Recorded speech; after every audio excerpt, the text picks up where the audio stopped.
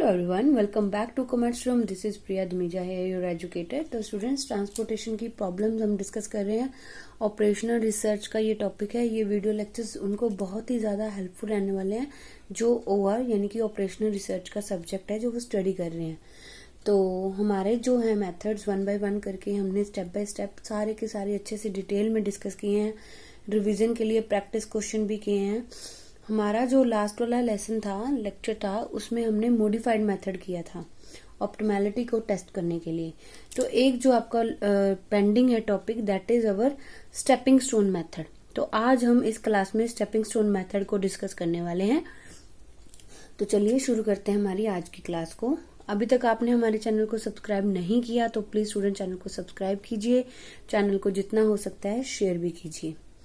तो चलिए शुरू करते हैं हमारी आज की क्लास. देखो क्वेश्चन क्या है. आपको इस प्रॉब्लम को सॉल्व करना है by north west corner method. VAM method के साथ हमने काफी सारे क्वेश्चन कर लिए हैं. पिछली वाली क्लास में वैम मेथड के साथ ही. वैम मेथड थोड़ा सा लंबा भी हो जाता है, तो ये वाला क्वेश्चन उन्होंने डिमांड ही किया है कि नॉर्थ वेस्ट कॉर्नर मेथड के साथ करना है आपको. And test its optimality by stepping stone method. Specifically आपको स्टेपिंग स्टोन मेथड ही लगाना है. आपको शिपिंग कॉस्ट है टेबल में दी के रखी है, ये रही आपकी शिपिंग कॉस्ट.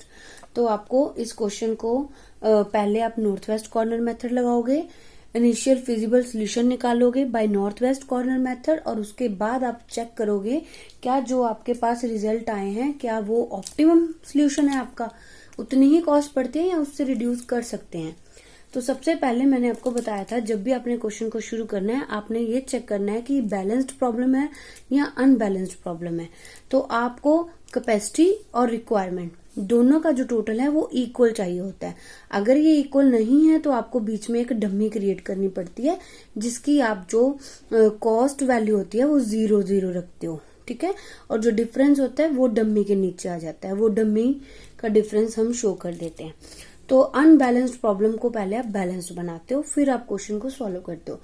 अब ये वाली जो प्रॉब्लम है हमारी, ये हमारी बैलेंस्ड प्रॉब्लम है, तो इस पे कुछ भी डमी वगैरह क्रिएट करने की जरूरत नहीं है. दोनों साइड का टोटल 215 ही आता है. ठीक है. तो चलिए शुरू करते हैं हमारी आज की क्लास. आपको बोला गया है नॉर्थ वेस्ट कॉर्नर मेथड लगाने के लिए. तो नॉर्थ वेस्ट कॉर्नर मेथड आप कैसे लगाते हो. यहाँ पे कॉर्नर से शुरू करते हो. ठीक है. कॉर्नर आपका ये है. तो यहाँ पे देखो रिक्वायरमेंट कितनी है 72 और कैपेसिटी कितनी है 56 है. तो जितनी कैपेसिटी हम उतना ही देंगे, उससे ज्यादा थोड़ी दे सकते. 56 हमने इसको एलोकेट कर दिया. ठीक है. अब ये जो है यहाँ से कैंसिल हो गई है. इसको छोटा सा मैं क्रॉस का साइन लगा रही हूँ ताकि ये हम दोबारा कंसिडर ना कर सके. तो बाकी ये हमारी लेफ्ट जो है वो कितनी बची 16 बची. ठीक है. अब ये चीज तो खत्म हो गई है. अब कॉर्नर हमारा कौन सा बनता है, ये वाला. रिक्वायरमेंट कितनी है 16 की, और सप्लाई कितनी है, कैपेसिटी कितनी है 82 की. तो पहले हम इसको 16 है जो वो एलोकेट कर देते हैं. ये होगी हमारी खत्म. ये यहाँ से क्रॉस हो गया. यहाँ पे लेफ्ट जो हमारे पास बचा है दैट इज 66. ठीक है. अब हमारे पास ये ही बचे हैं कॉस्ट सेल्स. तो यहाँ पे कॉर्नर कौन सा बनता है, ये भी क्रॉस हो गया, ये भी क्रॉस हो गया. अब कॉर्नर आपका ये बनता है. तो यहाँ पे रिक्वायरमेंट कितनी है 102 की, लेकिन कैपेसिटी कितनी है 66 की. तो पहले हम 66 को यहाँ से फुलफिल करेंगे. ये हो गया आपका कैंसल. यहाँ पे आपके पास लेफ्ट बची 36.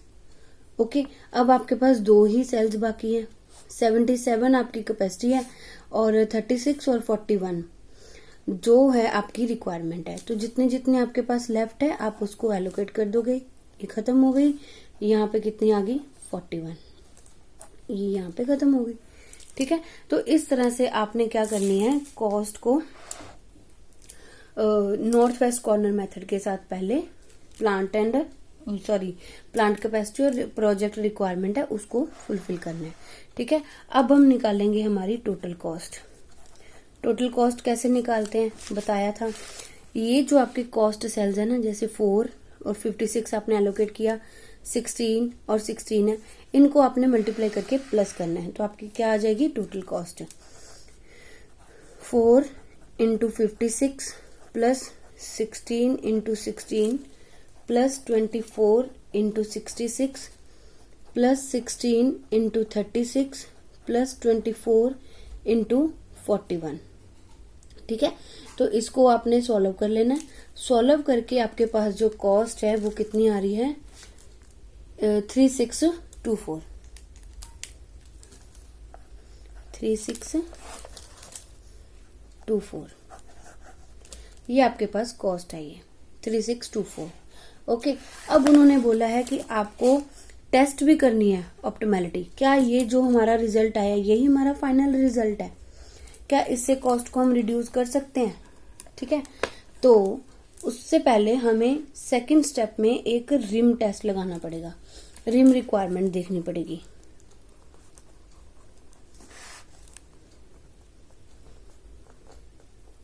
रिम रिक्वायरमेंट आप कैसे देखते हो, m+n-1 आपके नंबर ऑफ रोज और नंबर ऑफ कॉलम जितने जितने हैं उसको प्लस करके माइनस कर देते हो 1 को। अब देखो आपके पास नंबर ऑफ रोज और नंबर ऑफ कॉलम्स कितने हैं, 1 2 3 1 2 3, तो 3 + 3 कितना हुआ, 6।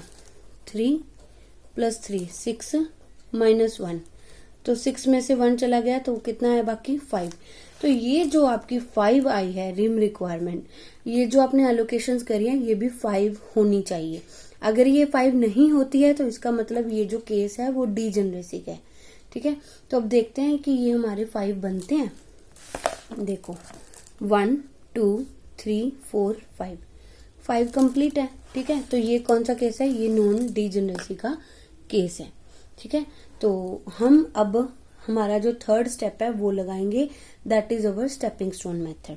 ठीक है, स्टेपिंग स्टोन मेथड कैसे लगाते हैं, देखो जो आपके अनयूज्ड सेल्स है ना, अनयूज्ड सेल्स कह लो, अनऑक्युपाइड सेल्स, जहां पे ऑक्यूपेशन, जहां पे एलोकेशन आपने नहीं दी है, आपने वहां से लूप चलानी है। ठीक है, उसको होम सेल मानकर आपने एक रास्ता बनाना है, रास्ता बना के आपको उस जहां से शुरू किया आपने वहीं पे वापस आना है।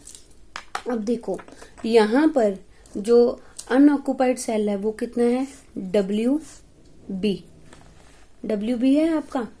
ठीक है, WB सेल है, तो यहां से हम शुरू करेंगे, यहां से लूप चलाएंगे, यहां से शुरू करके यहीं पर वापस आना है हमने। तो यहां से गए यहाँ पे। अच्छा, तो जो रास्ता हमने चलाना है ना, वो शर्त ये है, कंडीशन ये है कि ऑक्युपाइड सेल्स से होके गुजरता जाना चाहिए। ठीक है, ऑक्युपाइड सेल्स को हमने यूज करना है। तो ये हो गया आपका, यहां से अनऑक्युपाइड है, अनऑक्युपाइड से शुरू करके ऑक्युपाइड से होके निकलना है हमने। तो ये यहाँ पे आ गया, फिर यहाँ आए, फिर यहाँ आए, क्योंकि यहाँ पे एलोकेशंस हैं, ऑक्युपाइड है, तो यहीं पर वापस आ गए हम। ठीक है, जहां से शुरू किया आपने वहां पे साइन आएगा प्लस का, फिर माइनस का, फिर प्लस का, फिर माइनस का। ठीक है, इस तरह से आपने साइंस को लगाना है। ठीक है, तो ये आपने एक अपनी जो फर्स्ट लूप है वो आपने दे के रखी है। सेल कौन सा था, WB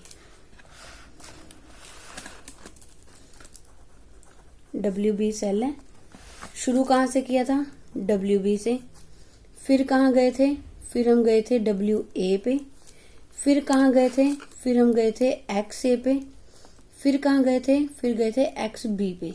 देख लो, WB से शुरू किया, WA पे आए, फिर XA पे आए, फिर XB पे आए, और फिर WB पे वापस पहुंच गए। तो जो वो WB पे वापस पहुंचे वो नहीं लिखना, ये लिख लिया आपने। WB से शुरू किया, प्लस का साइन था, माइनस प्लस माइनस, साइन सही है।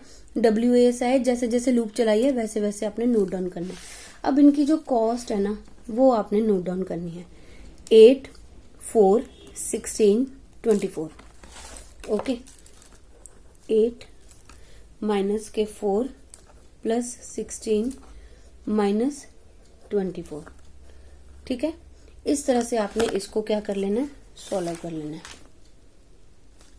ओके, तो इसको सॉल्व करके आपके पास आ गया है माइनस के 12। ओके, अब हमने दोबारा से लूप चलानी है, दोबारा से लूप चलाएंगे।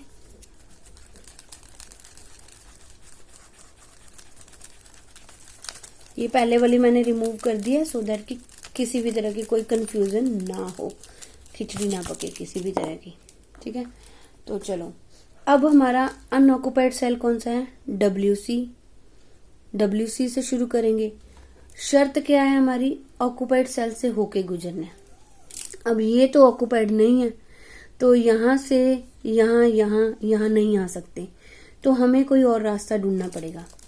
हम चलते हैं WC से WA पे, फिर XA पे, ठीक है, और फिर XB पे, फिर नीचे आ जाएंगे YB पे, फिर YC पे, फिर हम अपने होम सेल पे वापस पहुंचेंगे। इस तरह से हमें लूप चलानी होगी, ठीक है। तो एक second, just a wait, sorry, यहाँ पे जो है वो कैलकुलेशन मिस्टेक हो गई है। माइनस के 12 नहीं आता, इसको सॉल्व करके आता है हमारे पास माइनस के 4, ये रॉन्ग है, ठीक है। माइनस के 4 आता है, सॉल्व करके नोट कर लेना, माइनस के 4। अब हमने लूप चलानी है, कौन सी लूप चलानी है, WC से, ठीक है। WC से जो लूप चलेगी वो यही वाली चलेगी। WC से WA ऑक्युपाइड, फिर XA ऑक्युपाइड, फिर XB ऑक्युपाइड है, फिर YB ऑक्युपाइड है, फिर YC ऑक्युपाइड है, फिर हम होम सेल पे वापस पहुंचेंगे। तो कुछ इस तरह से लूप हमारी बनेगी, ठीक है। यहां से यहां, फिर यहां, फिर यहां, ठीक है।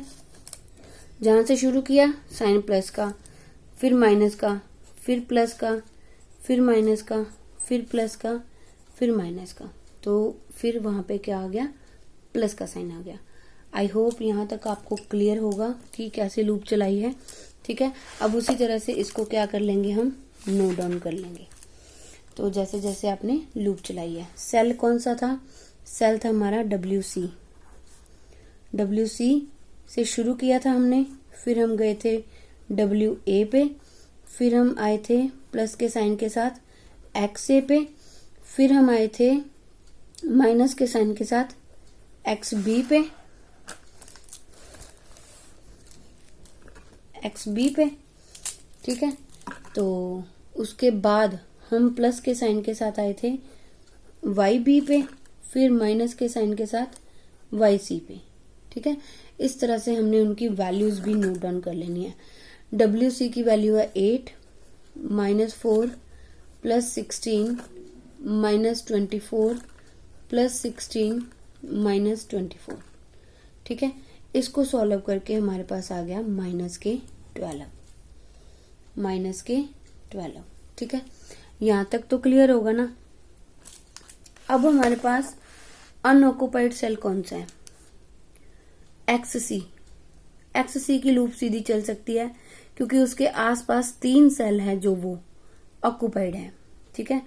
XC से गए XB पे, XB पे होकर YB पे, YB से होकर YC पे, फिर घर पे, तो सीधी सीधी लूप उनकी चल सकती है, ठीक है।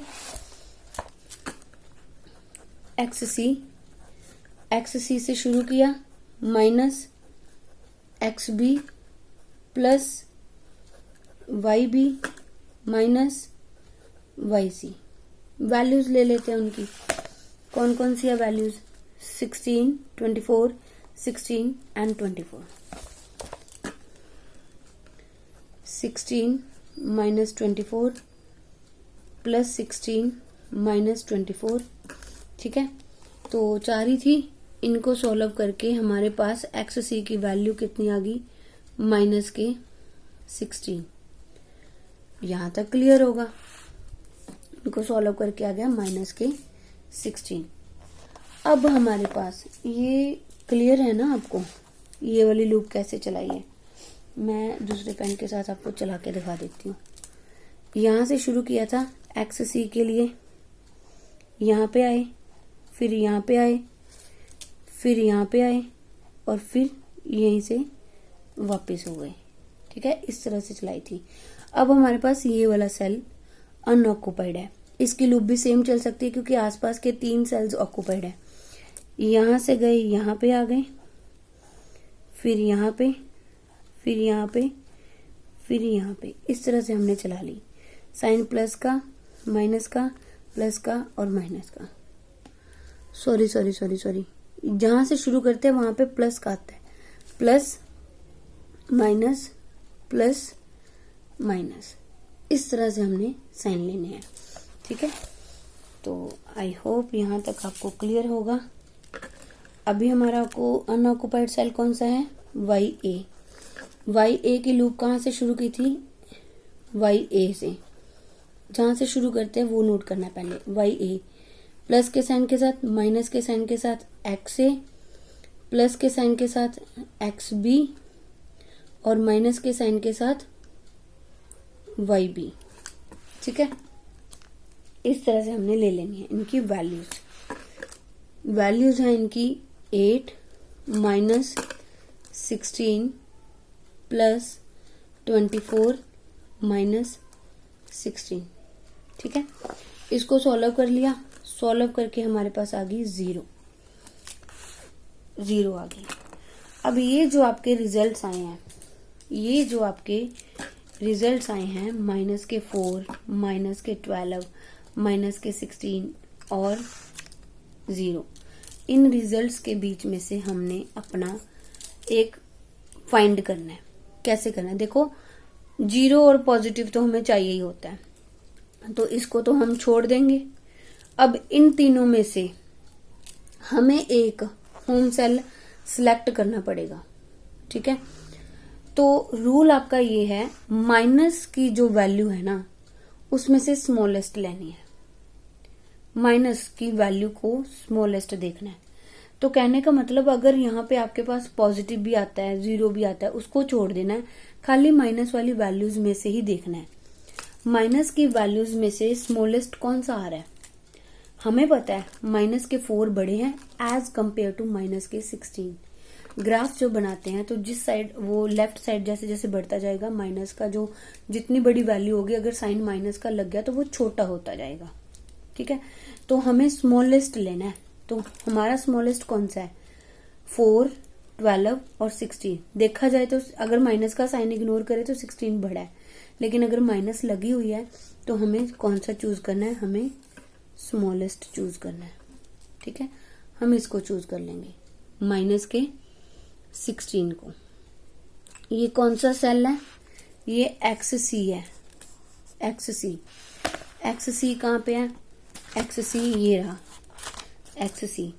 ठीक है, यहाँ पे साइन देखो कौन कौन से लगे हुए थे। जो मैंने पेंसिल के साथ नोट किया था ना, वो मैं एक बार रिमूव कर देती हूँ ताकि कंफ्यूजन ना हो कोई।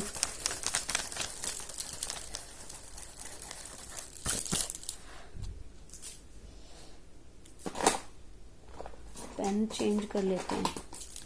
साइन देखो, जहां से शुरू किया था वहां पे साइन लगा था प्लस का, ये माइनस का। ये वाला जो साइन है ना, ये दूसरे वाले का है।